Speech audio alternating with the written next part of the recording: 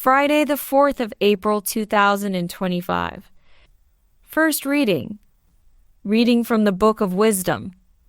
Ungodly men reason unsoundly, saying to themselves, "Let us lie in wait for the righteous man, because he is inconvenient to us and opposes our actions.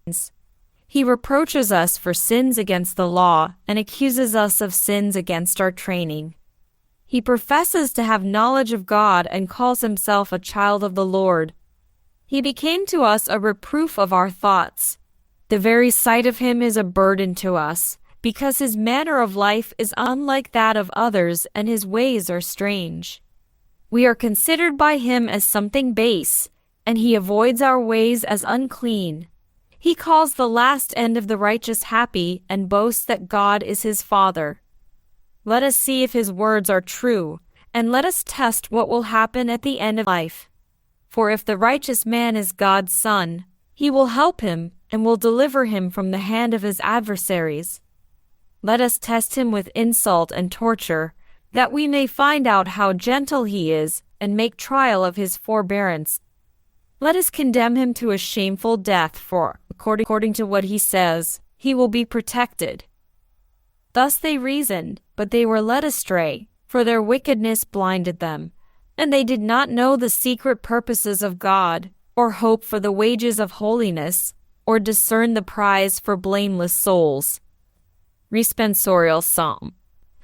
The Lord is close to the broken-hearted.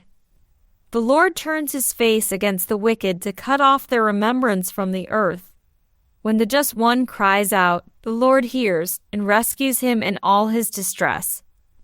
The Lord is close to the broken-hearted. The Lord is close to the broken-hearted. Those whose spirit is crushed he will save.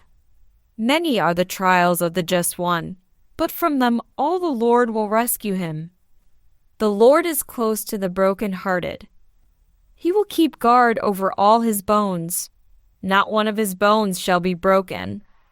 The Lord ransoms the souls of his servants. All who trust in him shall not be condemned. The Lord is close to the broken-hearted. Gospel acclamation. Praise and honor to you, Lord Jesus. One does not live by bread alone, but by every word that comes forth from the mouth of God. Praise and honor to you, Lord Jesus. Gospel. Reading from the book of John. At that time, Jesus went about in Galilee. He would not go about in Judea, because the Jews were seeking to kill him. Now the Feast of Booths was at hand. After his brothers and sisters had gone up to the feast, then he also went up, not publicly but in private. Some of the people of Jerusalem therefore said, "Is not this the man whom they seek to kill? And here he is, speaking openly, and they say nothing to him. Can it be that the authorities really know that this is the Christ? But we know where this man comes from, and when the Christ appears, no one will know where he comes from." So Jesus proclaimed, as he taught in the temple, "You know me, and you know where I come from, but I have not come of my own accord. He who sent me is true, and him you do not know. I know him, for I come from him, and he sent me." So they were seeking to arrest him, but no one laid a hand on him, because his hour had not yet come. Gospel of the Lord.